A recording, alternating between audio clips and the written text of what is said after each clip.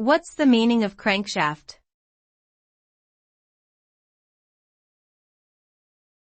Crankshaft.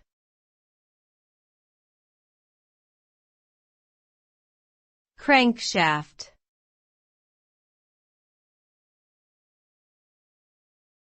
Crankshaft.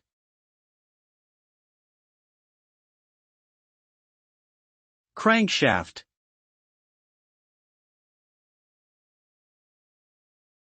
A crankshaft is a mechanical component found in internal combustion engines that is responsible for translating linear reciprocating motion of the pistons into rotational motion.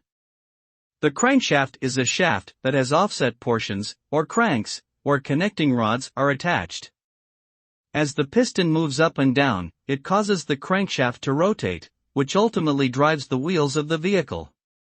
The design of the crankshaft is critical to engine performance, as it must be strong enough to withstand high levels of stress and vibration, yet also lightweight for efficiency.